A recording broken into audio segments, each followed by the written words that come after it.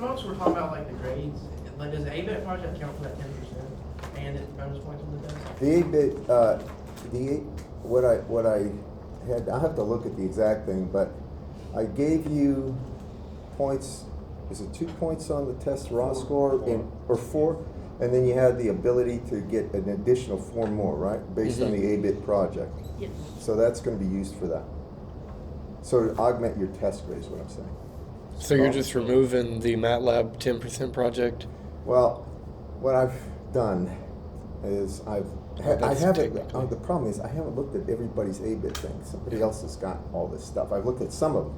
I'm not gonna worry about the MATLAB thing right now. I mean, it's the last day of class. Fair. But I am gonna, that 8-bit project, I hope you did a decent job on that. Other eyes are on this, not just mine, and that's the problem. Spencer, don't make me look bad.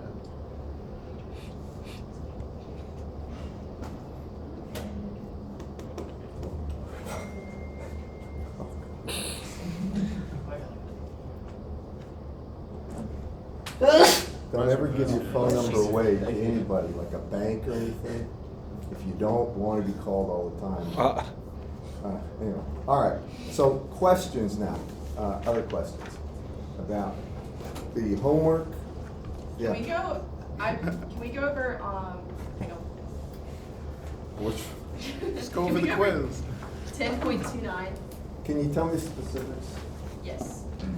So, it says the scattering matrix for a 3-port network is, at the 1 is 0.6, 1 2 is 0, 1 3 is J 0.8, and then that's 0, that's J 0.8, that's 1 E J 90. Sorry, I don't know how to say that. 0. Yeah. Yes, sir, and then the 2, 3, and then that one is 0.6. This? That one's 0. And then it's 0.6. 0.6? Yes, sir. And they want to know what, if it's lossless? Yeah, they want to know if it's reciprocal. reciprocal, if it's lossless, and they want to determine the return loss later on. Return loss? At port 1, if ports 2 and 3. Good, that's a good problem. This is a good problem. I like it. First, we'll take care of the stuff with, if you're, and I'm not gonna specifically ask this question, but you should be aware of how to do this. If they wanna see if it's lossless, what we have to do is take what? We actually have to take S transpose times S conjugated, isn't that right? And to see if we get the unitary matrix. Remember this one? Oops. Y'all remember this class we talked about? Now, do you know where that is in the book? Because I'm not a big proponent of this. I told you by looking, you can tell. It's like 10.32. Yeah, it's on page 563.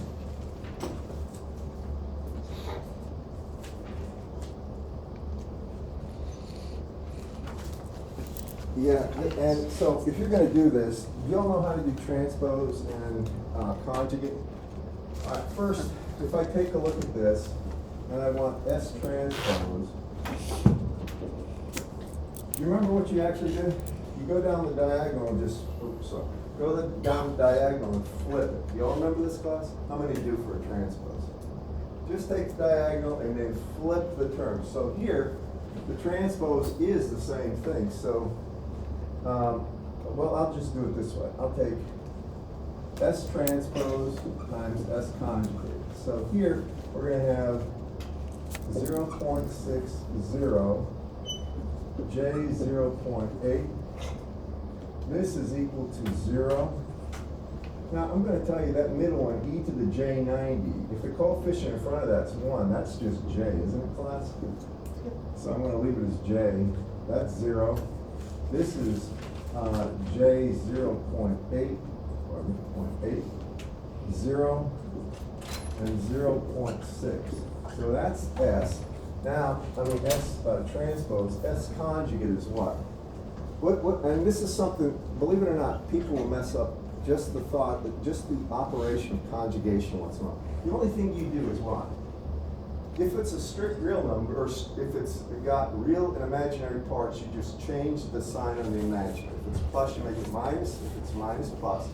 If it's an angle, the only thing you do is if it's a plus J90, it becomes a minus J90. You all with me on this? That's the way you conjugate something. So here, if this is that matrix, and if I wanted to conjugate it, that doesn't change. That doesn't change. This becomes minus J 0.8. That's 0. J becomes minus J. That's 0. That's minus J 0.8. That's 0. And that's 0.6. Y'all follow me what I did and why I did it? Everybody? Now, this is matrix multiplication. It's not term by term. So when we do this, the first term is going to be row column, right? Go it? So I have 0.6 squared. This would be the first term. Let me do it down here. So S11, or I should say, call this a matrix A, because I don't know how this is going to turn out. So this is going to be for A. The first term, S11.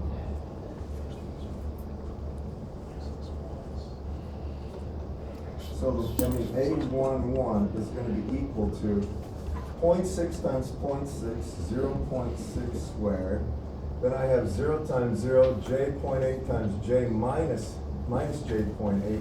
Well, J times J is minus 1 with a J right there is going to be a plus. It's going to end up being a plus 1. Y'all follow me? J times J is minus 1. The minus sign is going to be plus 1. So it's plus 0.8 squared. That's going to be the 1 term. Now, do y'all follow me on this, class? What I'm doing? Now the other terms, let's see. If I'm going to go A2, so I go row column, then I'm going to go row column for that one is going to be 0 times 0.6, 0 times J is 0, and then we have 0 times 8, so that next term, A12 is 0, A13, now we go here and down, so that's going to be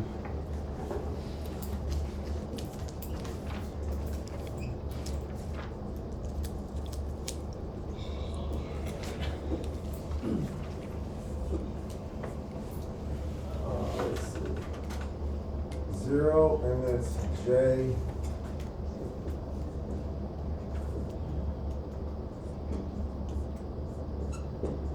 Let me just mention what I'm doing here. This is standard matrix multiplication. So for the 1,3 term, I come over here and I go down here, right? So here it's 0.6 times minus J.8. And if you look at this, what's the one thing that you see happening here? I got plus J this times this, minus J this times this, plus J this times this, it's 0. That's my point here. You agree with that? All right, now, what do we get for A22, the multiplied product there? Well, it's going to be this, right? If I take a look at 2, I'm sorry, 2, 1.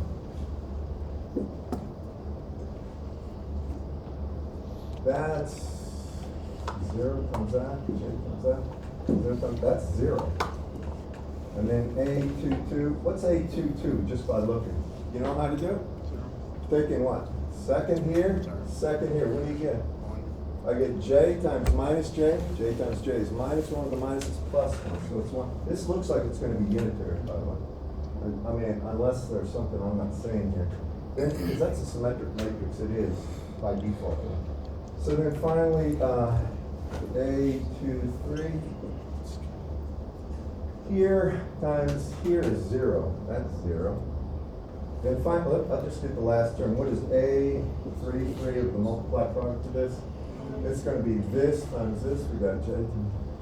So it's going to be 0.8 squared plus 0.6 squared.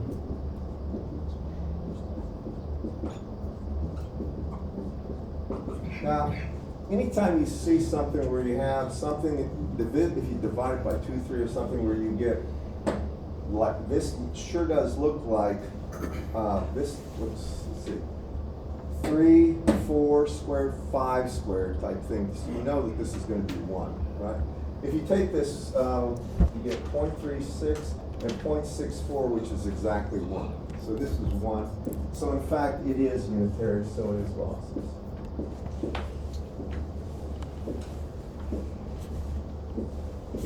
It's actually good to go through this one time with you. There's reasons for this. A lot of people don't do this after you do linear algebra, and then you get in your 400 level courses where it's just nothing but matrix stuff coming at you for signal processing and things like that. And you're not really familiar with some of the terminology. All right, now the next part is to find out if it's reciprocal. I'm going to just tell you the way I do this. In his book, he has a formula, I believe, for reciprocal network. If the transpose is equal to the matrix itself, it's reciprocal. That's an equation 1024. And this is how I just look at a transpose. Go right down the diagonal there. If you rotate that matrix, just take all these terms and put them down here. If they're the same, it is reciprocal by inspection. Can you all see this class? Now, that's useful to know, but it doesn't help you with the next part, because the next part of this problem, if I'm not mistaken, is the one where you connect the output of 3 to 2 or something like that? Yes, sir. Determine the return loss at port 1 and ports 2 and 3 Yeah, are and- connected together by a matched T-line of electrical length 45 degrees. We're about to, I'm gonna set this one up for you. This is very, very similar to what we did last time, only it extends it to 3-port instead of just 2-port. Now, remember with 2-port, what I did is have a longer piece of wire and I shorted it or I changed the termination.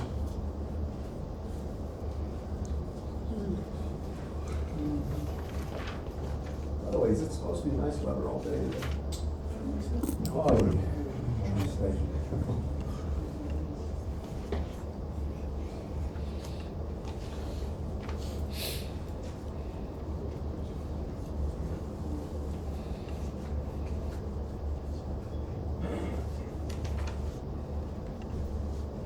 Okay, I want to set this up, and this would be a problem that I could give you on a final exam, something like this. So I'm tipping my hat to you that this kind of stuff you need to know.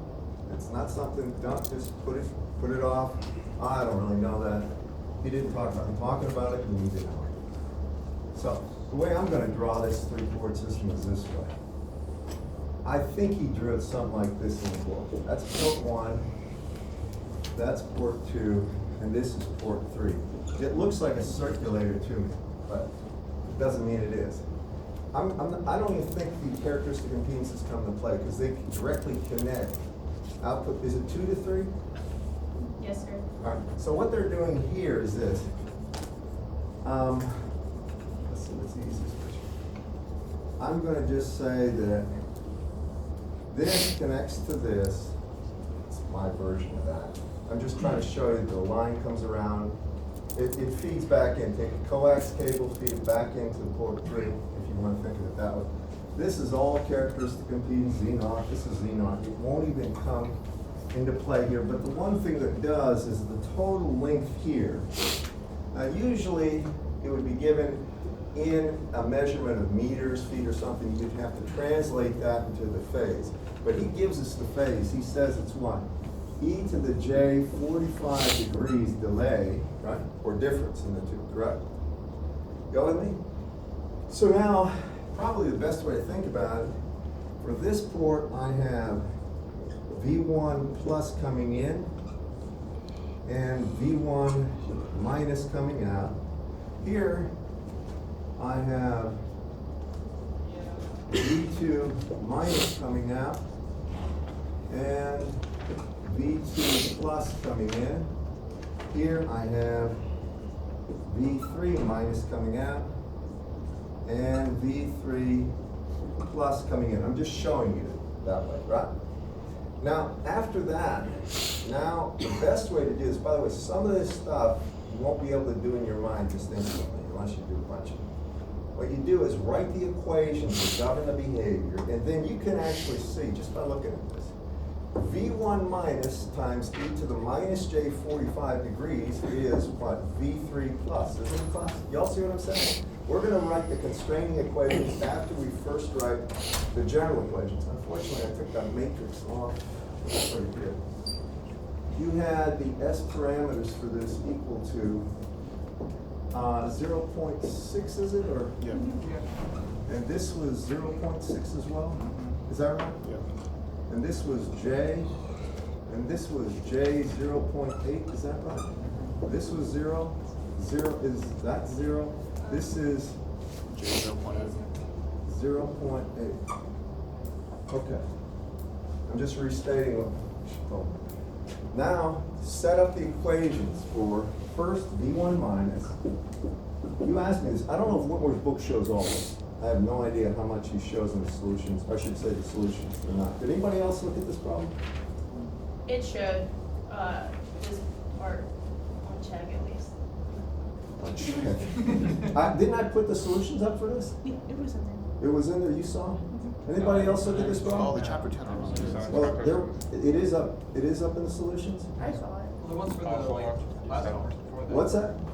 I couldn't hear what. The ones from the like earlier homeworks, right? But I don't think for. All the Homework. homework is up, no, no, I Homework. put all the homework for chapter 10 in solutions. Oh, wait, yeah, the solutions are on the, 27. yeah. They're in a prior homework, but all the solutions for chapter 10 are there and all the problems. I know that. I do this all the time. The thing about See it it. is you may have to go back 2 or 3 homeworks to see that's solutions for this, but they're there. And this is a good problem, by the way, and he should have done it something like this. He might have done a shortcut. But if he did it like this, first I put S11, which in the matrix is 0.6, right? Then it's going to be V1 plus. Then it's 0 is the next one, and finally plus J 0.8 times, and that's going to be what? V3. V3 plus, right? Finally, V2 minus, this is just bookkeeping at this point. We've got 0, and then we have J1. J times V2 plus. V2 plus, right? And then for V3 minus, we got J 0.8 right there. And times V1 plus. This is 0, is it right? Yeah. And then it's plus 0.6 times V3 plus. Do y'all agree with that? All right, so now we have equations for the output-input relationships. Now we have to make the coupling, or I should say, the constraining equations from this port. By the way, right here, this is where people foul this up, I promise you. Right here. Okay, most of you can do that. All right, most of you probably can do it after a little practice. You won't forget how to do that, but this is the problem. Now when I look here, I'm going to write it down. Start with V2 minus coming out. So it's coming out of here. It goes 45 degrees. So that means e to the minus j 45. Right? That would be, as it's propagating, and that would be V3 plus. Y'all give me that? Why is it negative 45? Well, anything that moves loses phase, right? The phase here, if it's 0, as you move, it's minus, minus, minus. Do y'all follow me on that? So it's the phase relationship decreases as you go. That's the reason. All right, that's the first one. Now come out of here. So when I have V3 minus, then we're going to have the same deal. E to the minus j 45 degrees equals V2 plus. Agree? Now, the only thing we're going to do is take these two constraining things and put them in there. They want the return loss at port 1. So it's really the reflection coefficient of port 1 for all this, right? So let's see. To save time, I'm going to do it this way.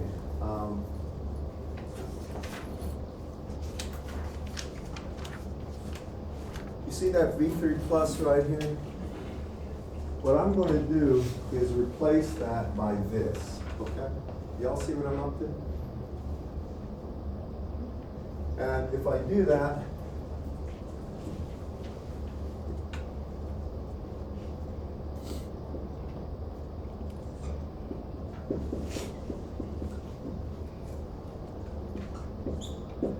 right there, then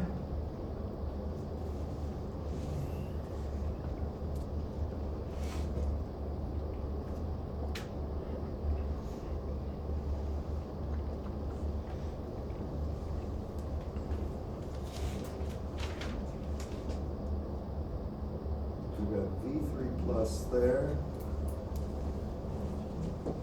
Place that with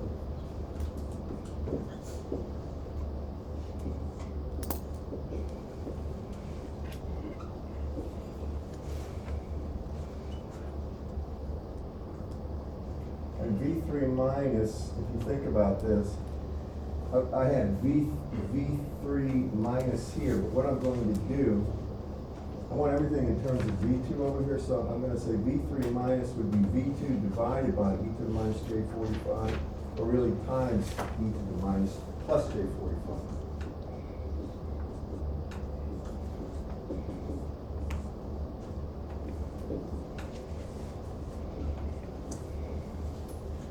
And that would go here.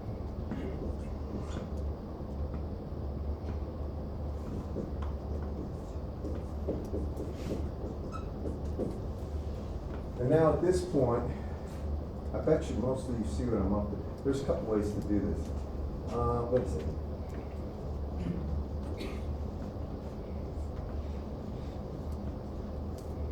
I put that as V2 minus. All right, now then what I'll do is, You can put JV2 plus. I'm going to replace V2 plus with that JV2 minus right there. And what I'm going to do is say that V2 plus is minus J, right? And this would be V2 plus. You all agree with that? Huh? I think it's V2 minus. Or V2 minus, pardon. Yeah, minus, my bad. V2 minus, divide both sides by J, this becomes minus J, correct? All right, so I get it to this point, and now what I'm going to do, and I'll just tell you right now, you can see the end of this. I'm going to factor out V2 from here in terms of V1, V2 minus in terms of V1 plus, and I put it there, then I have an equation with just V1 plus there, and I divide both sides by V1 plus, and the ratio V1 minus over V1 plus is the reflection coefficient. Do you all see that, class? This is the kind of problem on finals people just fall apart on sometimes. I just really mean this. You have to be attentive to how I'm doing. So y'all follow me what I'm doing? Okay, so what happens here if I want V2 minus on one side? Well, I can take that to the other side. I'm not sure this is the best way, but if I have V2 minus over here, then I'm going to have minus J e to the J45 degrees here.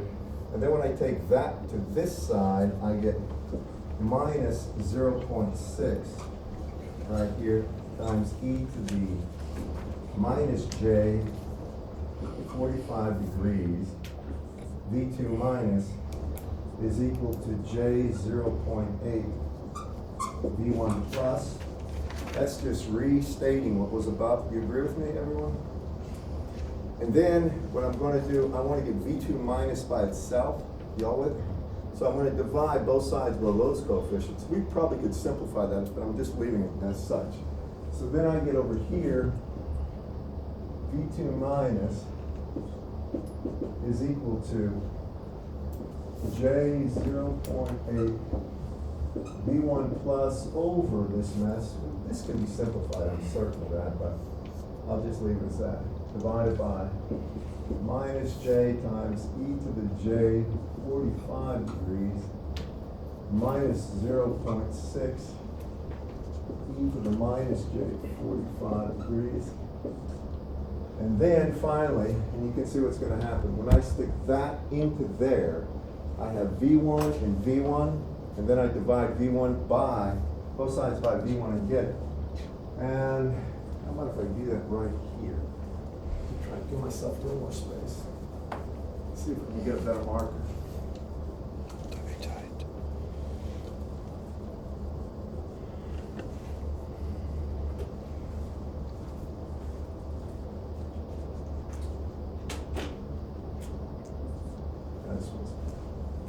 So, when I look at this, that V1 minus is equal to 0.6 V1 plus J 0.8 times e to the minus j 45 degrees, and then V2 minus, you're gonna have to help me here. Is it J.8? V1 plus. And it's divided by Negative. Yeah, go ahead. Sorry. e to the minus, is it minus j 45? It's positive J45. Plus, okay. And then minus 0.6 e to the minus J45. All right, y'all give me that? Next time we And probably. that was manipulating it. Now, Next time we we find want the reflection coefficient, right? So the only thing we do is divide both sides by V1 plus. Gets rid of that. And that's the reflection coefficient at port 1, the reflection coefficient at port 1. This is something for your calculators, unless I see a trick here. Used to be a trick. All right, maybe we do have a trick.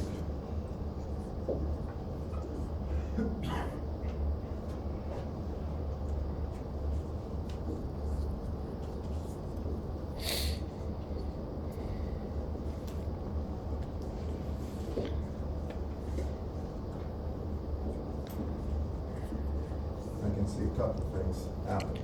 First, y'all agree with this? Y'all follow me what I did here, class? Where did the e to the negative J45 get up to the numerator of the top equation? What, say again? The J 0.8 on the top, and then it's e Oh, to the yeah, negative J45. you're right, thank you. Better? All right, I'm gonna talk my way through this. If you got calculators, it'll do it, but I'm just gonna say something. You see how you have J times J?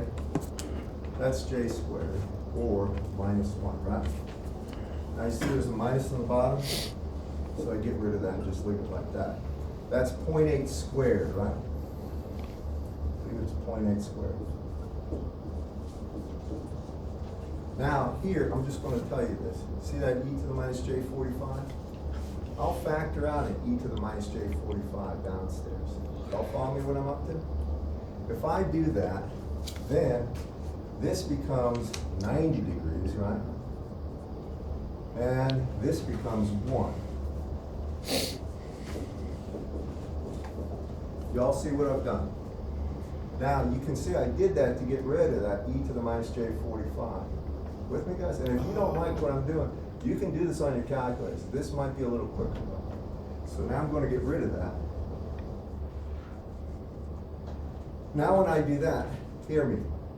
What is e to the j90? J. Y'all know it's just j, right?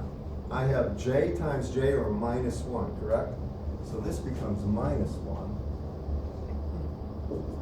And now I have minus 1 plus 0.6, or minus 0.4. Do y'all agree with that?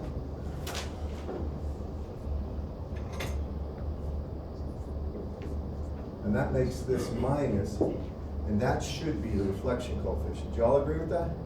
Now, I don't know exactly what that is, but I can tell you it's 0.6 minus, this is what? 0.64 over 0.44 is 64, 32 to 16.16, is that right? So this is 0.16. What? I think it's 1. Yeah, 1.6, I'm so sorry, you're right, 1.6, and therefore this is gonna be minus 1, is the reflection coefficient. Y'all get that? How many tried that problem? You did? You got it? Did you get, I mean, you follow my reasoning though, right? Yes, sir. All right, if that's minus 1, what did they ask for? The return loss at port 1 and ports 2 and 3, so the return loss Negative 20 log of of that. That's minus infinity, isn't it? Yeah. I mean, okay. Basically, this tells the tale right there. Everything is reflected. Reflection coefficient is minus 1, nothing passes. All right, that's how you do that problem. I'm gonna level with you about this. those things that I just showed you with these, this right here, this business, this is the key. Most people, if you understand how to do that, you won't mess up these problems, but if you don't, you will, I promise you. Okay. Any other question about this? But this is a good problem, I'm so glad you brought this up, because this really saves me the trouble of going through four important things, and here's why. Now, Wimber's book, when he talks about four port, now, you can have any number of ports, and they can have any type of forward or reverse transfer parameters. There's no problem designing almost anything. The way it's done is a little tricky, but it can be done. Most of the time, all this stuff has a direct application. Splitters are for things that you actually are familiar with. You bring a cable into your house, and you want the signal to go to two TVs or two modems. So you put a splitter in. One cable feeds, there's two coming out. Usually that's done with resistors. There's something called a Wilkinson divider you can also use that we talked about briefly, but it's only for one frequency. That's bad, no bandwidth. Usually they do it with resistors, and you lose half the power in the device, and the remaining power goes out. So you get about a quarter of the power to each one of those devices. You usually can get away with one split. Two splits, and all of a sudden on a standard line coming from like Spectrum or something, if anybody takes a splitter, brings it in to your standard modems, and then tries to split the one you split already, now the power is going down to less than a 1/16 of the incoming power, and usually now you're going to have problems. Has anybody ever tried that? Okay, well, I've done it with audio lines. Huh? I've done it with audio lines. No, this It's is not like that. I'm talking about RF cable, where you have coax cable doing it. Now people do this.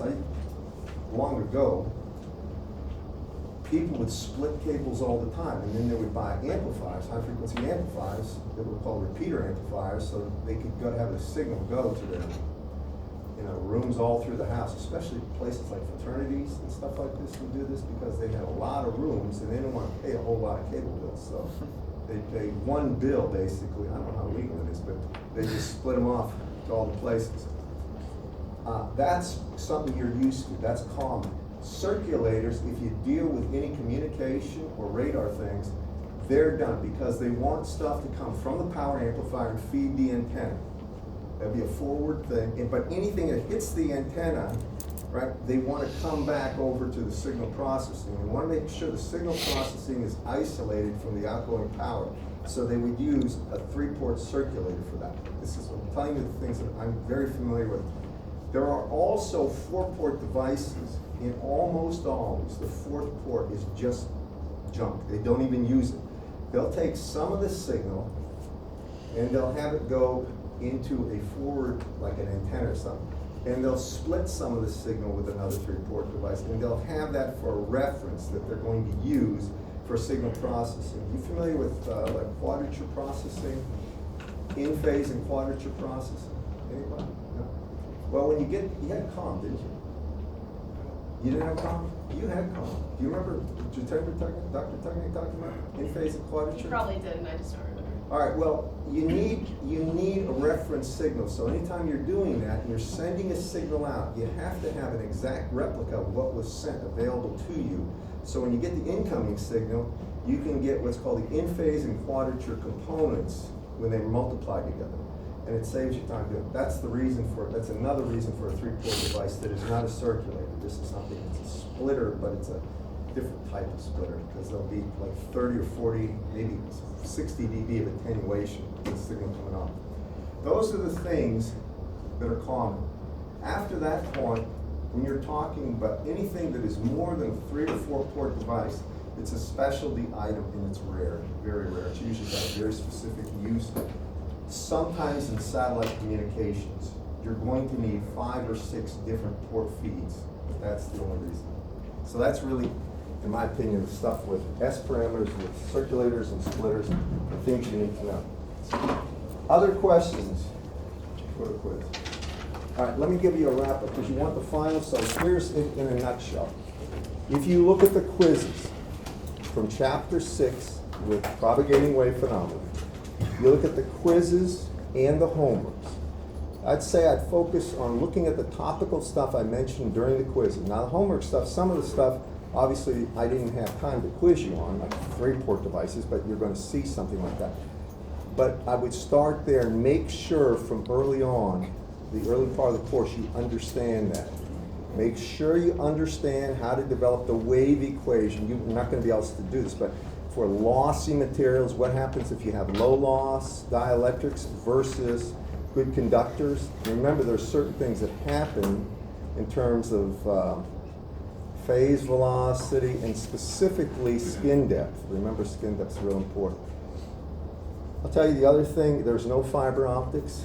That probably helps. No fiber optics, no optical waveguides, but waveguides will be on rectangular waveguides. You'll be expected to know that.